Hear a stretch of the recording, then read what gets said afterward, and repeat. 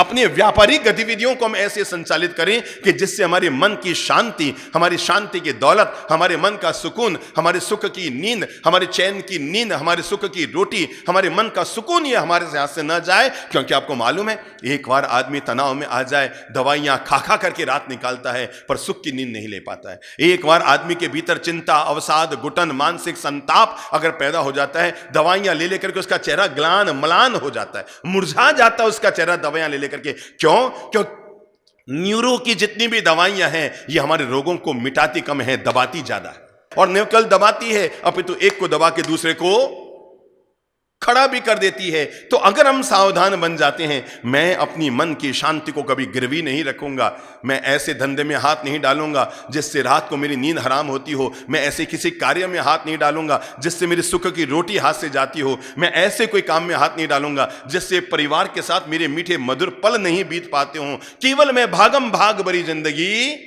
नहीं जीऊंगा, मैं सबको वक्त दूंगा, परिवार को, परिजनों को, अपने आप को, आपकी माता को, पिताजी को, बच्चों को, धर्मपत्नी को, परिजनों को और जो पड़ोसी लोग हैं उनको, मैं सबको अपने जीवन का हिस्सेदार बनाऊंगा। केवल धन धन धन धन में मैं अपनी किसको नहीं खोऊंगा?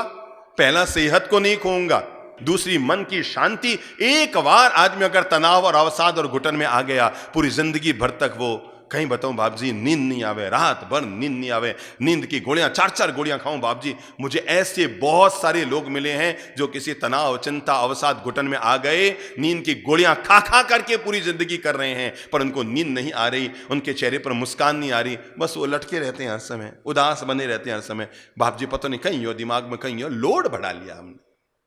LML लोड मत लो, पर हमने अपने दिलो दिमाग में लोड बहुत बढ़ा लिया। जीवन के लिए जो तीसरी गेंद है वो भी कांच की गेंद है, जिसे धन के लिए मत खोइए, क्योंकि वो एक बार गिरेगी तो हाथ से निकल जाएगी, और वो गेंद है परिवार की गेंद। आप केवल ऐसा नहीं कि केवल धनोपार्जन में लगे रह जाएं, अरे धर्मपत्नी को भी समय दीजिए, आधे घंटे उसके पास बैठिए। कितनी गजब जिंदगी हो जाती है। सगाई और शादी के बीच तो आप रात को 2-2 बजे तक फोन पे बातें करते थे ना, दिन में 20 बार फोन करके खबर लेते थे, और अब वो फोन करिए तो आप उसका फोन नहीं उठा रहे। शादी के 10 साल बाद वो फोन करिए, आप फोन देख रहे हैं कि आपकी पत्नी का फोन है, पर आप धंधे में बिजी है, फोन नहीं उठा रहे हैं। मेरे भाई, उस व्यापार में भी हाथ मत डालिए जिससे आपकी सेहत बिगड़े, जिससे आपकी शांति बिगड़े। और नंबर 3, जिससे आपके परिवार में कलह हो, परिवार में दूरियां बढ़े, बोलचाल कम हो जाए। आप अपने बच्चों को टाइम ही नहीं दे पाते। जस्ट उनके स्कूल की फीस हुई, आपने जमा करा दी, आपको यही नहीं मालूम आपके बच्चे के मोबाइल में किन दोस्तों के नंबर हैं, आपको ये नहीं मालूम वो कहाँ आ रहा है, कहाँ जा रहा है, आपको ये नहीं मालूम उसके किस तरह के दोस्त हैं, आपको ये नहीं मालूम वो स्कूल में पूरा समय दे रहा है कि नहीं दे रहा है, आपको ये नहीं मालूम वो स्कूल में पूरी पढ़ाई कर पा रहा है कि नहीं कर पा रहा है। तीसरी चीज जरूरी है, और वह हम परिवार को केवल धन ही न दें, अपना समय भी दें। आराम से जाएंगे 10 बजे। एक बात याद रखना, जो आपकी किस्मत में है, जो भाग्य में है, वो भागकर आएगा, और जो भाग्य में नहीं है वो आकर भी भाग जाएगा। जो भाग्य में है वो भागकर आएगा। इसलिए आराम से, कोई उठते ही धंधा धंधा धंधा नहीं। थोड़ा बच्चों को समय दो। क्या हाल चाल है बेटा, कैसी पढ़ाई कर रहे हो? अभी लॉकडाउन के कारण बीच में पढ़ाई बंद हो गई, अब थोड़ी थोड़ी स्कूलें खुलनी शुरू हो गई है, अब नेट से पढ़ाई चालू हुई है। बेटा तुम क्या पढ़ रहे हो, कैसे कर रहे हो, किन लोगों के बीच रह रहे हो, तुम्हारे कौन कौन से दोस्त हैं? मुझे भी तो परिचय कराओ, तुम्हारे दोस्त कौन कौन से हैं, मुझे भी तो पता रहना चाहिए ना। केवल धन ही बच्चों को न दें, और बड़े होने पर कार ही न दें। आप समय देंगे बच्चों को तो बुढ़ापे में बच्चों का समय वापस आप पा पाएंगे। और आप केवल धन के पीछे रह गए, बच्चों को आपने समय नहीं दिया, तो बच्चे बुढ़ापे में आपको कहां से समय देंगे। इसलिए मैंने तीसरा शब्द कहा, और वह कांच की गेंद हाथ से नट चटक जाए। बोल लो मुंह से, कौन सी? परिवार। सबके लिए समय दीजिए। 5 मिनट अपनी दादी साहब के पास जरूर बैठो। कौन कौन है जिनके घर में दादी साहब है या बूढ़ी माँ जी है? हाथ खड़ा करो। है किसके घर में बूढ़ी माता जी है, दादी साहब है? उनके पास 5 मिनट बैठो, 10 मिनट बैठो, उनके सुख दुख की बात पूछो, उनकी दुआएं लो, उनकी शुभकामनाएं लो। रात को अपने बेडरूम में जाने से पहले, अगर घर में बूढ़ी दादी सा है ना, 80 साल की है, माँ है, 85 साल की माँ है, 15 मिनट उनको अपना समय दीजिए। पूछो माँ कैसे है, क्या हालचाल है, कोई दिक्कत तो नहीं है, आपकी कोई इच्छा तो नहीं है? मम्मी जी थोड़े पाँव दबा दूं, थोड़ी कमर दबा दूं, थोड़ा पाँव में मालिश कर दूं। उनको समय दो, क्योंकि आपने उनको समय दिया, उनके आशीर्वाद आपका समय सुधार देंगे, आपका भाग्य सुधार देंगे, आपकी किस्मत सुधार देंगे। रोज 5-10 मिनट अपनी बूढ़ी दादी माँ अगर घर में हैं, अगर घर में आपकी बूढ़ी मम्मी है, आप याद करो कल आप 15 मिनट उसके पास बैठे कि नहीं बैठे। अगर नहीं बैठे तो अपने आप को सॉरी कहो कि जिसने मुझे जन्म दिया मैं उसको 15 मिनट भी नहीं दे पाया। जिसने मुझे पाल पोस कर बड़ा किया, मैं समाज में रह गया, मैं धंधे में रह गया, मैं पत्नी में रह गया, मैं बच्चों में रह गया, मैं दुकान मकान ऑफिस सबको मैंने टाइम दिया, पर जिसने मुझे जिंदगी दी मैंने उसको टाइम दिया कि नहीं दिया? मैंने उसको समय दिया कि नहीं दिया? अपनी धर्म पत्नी के पास भी अलग से भी दिन में 10 मिनट बैठो कि तुम्हें यहां कोई दिक्कत तो नहीं है, तुम्हारा मन लगा हुआ है ना, मम्मी पापा का व्यवहार तुम्हारे अनुकूल है ना, कोई ऐसी चीज घर में सुधारने जैसी हो, कहीं तुम्हारे पीहर में तुम्हारे भाई वगैरह उनके पीहर के भी हालचाल पूछो, क्योंकि वो आपके लिए सब कुछ छोड़कर आई है, अपने माँ बाप परिजन परिवार भाई बंधु सबको छोड़कर आई है। तो केवल यही मुझे सब ठीक है बाकी सब ठीक, अरे कभी पूछो तेरे भाई के क्या हालचाल है, उसका धंधा ठीक चल रहा है ना, उसको कोई दिक्कत तो नहीं है ना, चिंता मत करना, कभी तुम्हारे भाई को दिक्कत हो मुझे बता देना, मैं हूं ना। और तुम्हारी जो भाभी है ना वो भी ठीक है ना, उनके क्या डिलीवरी होने वाली है तो देख लेना, तुम्हें अगर वहां जाने की जरूरत पड़े आराम से 15 दिन चले जाना। हम अपनी तरफ से पॉजिटिव व्यवहार करके पेश आए, अपना टाइम दीजिए। टाइम, ट्रस्ट, टॉकिंग, ये सब चीजें जब इंसान के जीवन के साथ जुड़ती है तो रिश्तों में मिठास घुलता है। और जो जिंदगी के लिए अगली जरूरत है वो मैंने कहा समाज, इसको भी समय दीजिए।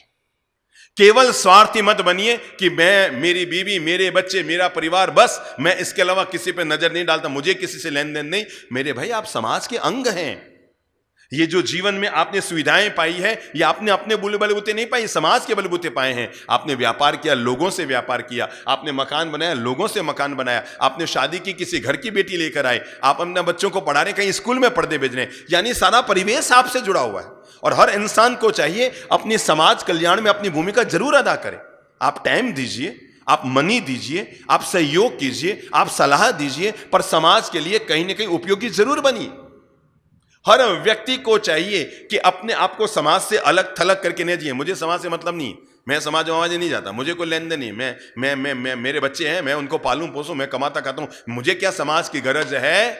मेरे भाई एक भानुभाव थे जिनका फिक्स नियम था, गांव के पैसे वाला आदमी था, और वो किसी के भी दाह संस्कार में जाता, किसी के भी उठावने में जाता, किसी के भी शव यात्रा में जाता, वो हमेशा घोड़े पे बैठ के जाता। उसकी शव यात्रा में पीछे पीछे घोड़े पे मैं पैदल नहीं चलता, मैं नहीं चलता। संयोग की बात, एक दिन दादी साहब का स्वर्गवास हो गया, पूरे गांव वाले घोड़े ले लेके आ गए कि लो भाई हम भी घोड़ा लेके आ गए, उठाओ, किस कंधे पर उठाओगे? याद रखना एक दिन तुम्हें भी 4 कंधों की जरूरत पड़ेगी, और वो 4 कंधे पैसे से नहीं मिलेंगे, वो समाज के समीकरण से मिलेंगे। इसलिए हर व्यक्ति को समाज को अपना समय देना चाहिए। और अंतिम बात मैंने कहा ना, जीवन की गिटार के 6 तार है, व्यापार तो सबसे बाद में है। पहले जो 5 गेंदें हैं, कांच की गेंदें जो हाथ से न छिटक जाए, पहली सेहत की गेंद, दिमाग लगाओ, उसके बाद मन की शांति की गेंद, उसके बाद परिवार की गेंद, उसके बाद समाज की गेंद, और मैं उसके बाद जो आपको अनुरोध करना चाहूंगा वो है धर्म और अध्यात्म। हर व्यक्ति को अपने जीवन का एक हिस्सा, अरे वो हमें रोज 24 घंटे देता है, आपको मालूम है? हमें रोज निःशुल्क, बिना चार्ज, बिना जीएसटी, बिना टैक्स 86,400 सेकंड रोज मिलते हैं।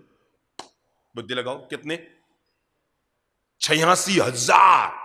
1, 2, 5, 10 हजार, 2,000, 5,000, 10,000, 20,000, 25,000, 30,000, 40,000, 50,000 नहीं, कितने मिलते हैं? कितने मिलते हैं? सोचो सोचो। 86,400 मिनट हर इंसान को रोज सुबह से सांझ तक 24 घंटे में ईश्वर हमें गिफ्ट देता है। अरे मेरे भाई, जो हमें 86,400 सेकेंड रोज दे रहा है, क्या हम उसका 5% उसे नहीं दे सकते हैं? और अगर हम ये भी नहीं देते हैं तो हम 86,000 सेकेंड पाने के हकदार कहां से हो गए? वो रोज हमें 24 घंटे देता है, और हर घंटे में बोलो बोलो कितने? 60 मिनट देता है, और हर मिनट में कितने? 60 सेकंड देता है। जरा सोचो तो सही, उसने एक एक सेकंड हमारे नाम लिखा, कीमती जिंदगी हमारे नाम लिखी। सोचो हम उसके नाम वापस क्या निकाल रहे हैं। मैं आपसे अनुरोध करना चाहूंगा, जीवन के गिटार के तार अगर आप चाहते हैं सुंदर संगीत पैदा हो, सेहत को भी समय दीजिए जितना आप व्यापार को देते हैं। मन की शांति को भी महत्व दीजिए जितना आप व्यापार को देते हैं। अपने परिवार को भी उतना समय दीजिए जितना आप व्यापार को देते हैं। समाज के लिए भी उतने उपयोगी बनिए जितना आप व्यापार करते हैं। और नंबर 5, धर्म, कर्म, आराधना, ईश्वर की भक्ति को भी उस समय का हिस्सा जरूर दीजिए, प्रेम से, जितना व्यापार को देते हैं। आदमी ने क्या कर रखा है? अपने जीवन की आवश्यकताओं की क्यों में भगवान को, आज समझ लो घर में कंवर साहब आ गए, रेवण दो, आज जब मंदिर रेवण दो, फिर कंवर साहब आ गए, उनको लेने स्टेशन जा रहा हूँ, वापस आएंगे, तैयारी करनी है, मिठाई विठाई लेकर आऊंगा। नहीं नहीं नहीं नहीं, कंवर साहब का फोन आया, मैं 6:30 बजे आ रहा हूं, घबराओ मत, उन्होंने आपसे लिया ज्यादा है, आपको दिया कम है, इसलिए ज्यादा गरज मत करो कि कंवर साहब आ रहे हैं, उन्होंने आपसे लिया है, वो आपकी ऋणी है, आप उनके ऋणी अभी भी नहीं हैं। और अगर आपको लगता है मेरा 6:30 से 7:30 मंदिर का समय है, तो कहने में झिझक मत खाइए, कंवर साहब मैं 8 बजे स्टेशन पर लेने आ जाऊंगा, या फिर आप ऑटो करके आ जाना। मैं प्रभु की पूजा को नहीं छोड़ सकता, क्योंकि प्रभु की कृपा से मुझे आप जितना अच्छा कंवर साहब मिला है। मीठा बोलना सीख लो ना मुझसे। कंवर साहब का मान भी आपने बढ़ाया ना। क्या कहा आपने? ये नहीं कहा कि मैं नहीं आऊंगा, मैं 8:30 में लेने आऊंगा, क्योंकि मैंने नियम बनाया हुआ 6:30 से 7:30 जिनालय में, देवालय में, श्री प्रभु के चरणों में या घर के आलय में बैठ के मैं भक्ति करता हूं। मैं ठीक 8 बजे स्टेशन पहुंच जाऊंगा, क्योंकि मुझे पता है आप जितना अच्छा कंवर साहब भी मुझे भगवान की बदौलत मिला है, तो मैं उसको कैसे भूल सकता हूं। मैं आपको सच कहता हूं, हम उन्हें तब याद करते हैं जब या तो संकट होता है, या माथाफोड़ी होती है, या सिरपच्ची होती है, या कोई माथाफोड़ी सिरपच्ची आ जाती है, या कोई नुकसान लग जाता है, या कोई भय आ जाता है कि कोई रेड आ सकती है, कोई टैक्स की फाइल खुल सकती है, कोई जीएसटी की फाइल अटक सकती है, कोई धंधे में हो सकता है। मेरे भाई, मैं सच कहता हूं, वो दोहा याद रखना। कौन बोलेगा? हाँ, राकेश प्रभु खड़े होइए, हाँ बोलिए। सब करे सुख में करे न कोई, और जो सुख में सुमिरन करे तो दुख काहे को। तो क्या हमें जीवन का ये पाठ मिला कि जब हम महावीर बाग के रोड से अपनी दुकान की ओर जा रहे होते हैं, तो हमें हमारी एक्टिवा को 2 मिनट रोकना चाहिए और अंदर में जाकर श्री प्रभु के दर्शन करके उनके आशीर्वाद लेने चाहिए। क्या हमें जीवन का ये पाठ मिल रहा है? या हम तभी जाना पसंद करेंगे जब कोई बड़ी माथाफोड़ी आ जाएगी, और तब हम कहेंगे अरे कोई ग्रह पूजा कराओ, अरे भाई कोई दशा लग गई है, अरे भाई कोई नक्षत्र भारी हो गया, बाप जी कोई मंत्र बताओ, बाप जी कोई बताओ। मेरे भाई, अगर हम जीवन में जितना महत्व पत्नी को देते हैं, जितना महत्व पैसे को देते हैं, जितना महत्व जमीन जायदाद को देते हैं, जिस दिन इंसान उतना ही या उससे ज्यादा महत्व परमात्मा को देना शुरू कर देगा, उसके जीवन में संकट अगर आजू बाजू भी आ जाए तो मुझसे कहना। जीवन में कभी आपको भगवान के सामने जाकर के न तो शिकायत करनी पड़ेगी और न मंगनी करनी पड़ेगी, क्योंकि पहले से ही भंडार भरा रहेगा, और ऐसी कोई मुसीबत जीवन में नहीं आएगी कि आपको जाकर कहनी पड़े भगवान मेरा ये काम निकाल। भगवान, हम अपना काम निकालने के लिए तुम्हारे द्वार पर नहीं आते, मैं केवल तुम्हारी पूजा करने के लिए आता हूं। श्री प्रभु के श्री चरणों में जाकर अनुरोध करो कि हे ईश्वर, अगर मैंने नरक से बचने के लिए आपकी पूजा की है तो मुझे नरक में डालना, और मैंने स्वर्ग को पाने के लिए तुम्हारी पूजा की है तो मुझे स्वर्ग से वंचित रखना। पर हे प्रभु, मैंने तुम्हें पाने के लिए तुम्हारी पूजा की है तो तुम मुझे जरूर मिल जाना, क्योंकि मैं तुम्हारे द्वार पर न तो नरक से बचने के लिए आया हूं, न स्वर्ग को पाने की तमन्ना लेकर आया हूं। मैं तुम्हारे द्वार पर सिर्फ तुम्हें पाने आया हूं, तुम्हारी कृपा को पाने आया हूं, तुम्हारे आशीर्वाद को पाने आया हूं, क्योंकि मुझे पता है अगर मैंने तुम्हें पा लिया तो नरक अपने आप बंद हो जाएगा और स्वर्ग मेरे लिए अपने आप खुल जाएगा। नरक के द्वार अपने आप मेरे बंद हो जाएंगे, स्वर्ग के द्वार अपने आप खुल जाएंगे अगर मैंने सच्ची श्रद्धा से तुम्हें पा लिया। इसलिए जितना महत्व किसको किसको किसको है? पत्नी को देते हैं, पैसे को देते हैं, व्यापार को देते हैं, धंधे को देते हैं। एक बार जब आप दुकान की तरफ जा रहे हैं, आपके सामने 8 घंटे का धंधा है, प्लीज आपके 8 घंटे के धंधे को सुधारना है तो 8 मिनट का ब्रेक लगाइएगा, श्री प्रभु के चरणों में जाइएगा, भगवान के मंदिर में जाकर, भगवान के द्वार पर जाकर 8 मिनट ही सही, 5 मिनट ही सही, 2 मिनट ही सही, अरे वो कहते हैं तू मुझे 24 मिनट देकर देख, मैं तेरे 24 घंटे न सुधार दूं तो मुझे कहना। अरे 24 मिनट नहीं, तू मुझे 12 मिनट, 1 घड़ी आधी घड़ी और आधी में पुनि आध। इसका मतलब क्या हुआ? 24 मिनट कर ले न सही, 12 मिनट कर ले न सही, 6 मिनट कर ले न सही, वो कहते हैं पुनि आध। चौथाई का भी चौथाई कर ले, अरे 3 मिनट तो किसी श्री प्रभु के चरणों में जाकर कुछ नहीं आता ना, 3 बार नवकार मंत्र बोल लिया, वो भी समझ लो वो तो सबको आता ही है, 3 बार नवकार मंत्र बोल लिया, श्री प्रभु की आराधना कर ली। अरे बचपन में स्कूलों में जो हम प्रार्थना बोलते थे ना, हमारा बचपन जवानी से ज्यादा अच्छा था। हम बचपन में तो रोज प्रार्थना भी बोलते थे, हे प्रभु आनंद दाता ज्ञान हमको दीजिए, मिलता है सच्चा सुख केवल भगवान तुम्हारे, बोलते थे ना बचपन में स्कूलों में, रोज प्रार्थना बोलते थे, सुबह सवेरे लेकर तेरा नाम प्रभु, और करते हैं हम शुरू आज के काम प्रभु हम रोज बचपन में प्रार्थना बोलते थे, तो क्या जवानी में आकर हमने ये प्रगति की है, ये हमने विकास किया है, ये हमारा जीवन का विकास है कि बचपन में हम हर रोज की शुरुआत प्रभु की प्रार्थना से करते थे और आज हर रोज की शुरुआत पैसे की प्रार्थना से शुरू कर दिया हमने? ये हमारा पतन है, ये हमारा विकास है। इसलिए जीवन की आवश्यकताओं की क्यू में ईश्वर को सबसे पहले रखिए, क्योंकि उसकी बदौलत पीछे की सारी लाइन तुम्हारे साथ लगी रही। और जिस दिन उसने यूं अंगुली कर ली ना, देखो देखो कुछ नहीं है, वो तो केवल यूं यूं हल्की सी यूं करेगा ना अंगुली, यूं खिसक गए, हल्का सा यूं खिसक गई। सोचो तो सही, जिस कोरोना के दौर से हम गुजर रहे हैं, कब किसका नंबर आ रहा है पता नहीं, पर कितना शुक्राना अदा करो, कितना साधुवाद दो। आज से तो नियम ही बना लो कि मुझे पहली बार पता लगा कि ईश्वर तुम हमारे परिवार के साथ है, क्योंकि जिस कोरोना के रोग से दुनिया में लाखों लोग ऊपर चले गए, हमारे घर में भी ये रोग आया, लेकिन इसके बावजूद भगवान तूने बचा कर रख दिया। अब तो रोज जाओ, अब तो शुक्राना अदा करने जाओ कि प्रभु मेरे पड़ोसी को हो गया, मेरे अड़ोसी को हो गया, मेरे आजू वाले को हो गया, बाजू वाले को हो गया। पहली बात तो तूने बचा कर रखा, और दूसरी बात हो भी गया तो तूने जान बचा ली, जिंदगी बचा ली, मेरी सेहत को बचा ली, मेरे परिवार को, मेरे कुल को, मेरे वंश को बचा लिया। ईश्वर, मैं जीवन भर तुम्हारा शुक्राना अदा करता रहूंगा, साधुवाद अदा करता रहूंगा। मेरे भाई, ये हमारा शुक्राना, ये हमारा समर्पण ही ईश्वर की दिव्य कृपा का हमें पात्र बनाएगा। और जब हम समझ चुके हैं कि ये सब कांच की गेंदों को हमें जिंदगी में बचा कर रखना है, तो मैं आपको बात अब आगे बढ़ा रहा हूं, और वो ये है कि एक बात याद रखना, दुनिया में कोई भी इंसान अपने रंग से महान नहीं होता। बोल लो दिमाग में, दुनिया में कोई भी इंसान अपने रंग से महान नहीं होता।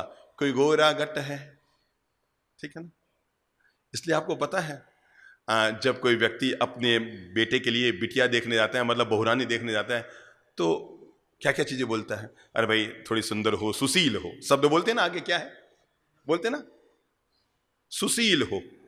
इसीलिए तो आपको पता है, केवल लड़के के आधार पर बहू का चयन मत छोड़ो, क्योंकि वो पहले शब्द में अटक जाएगा, आगे उसकी बुद्धि काम ही नहीं करेगी।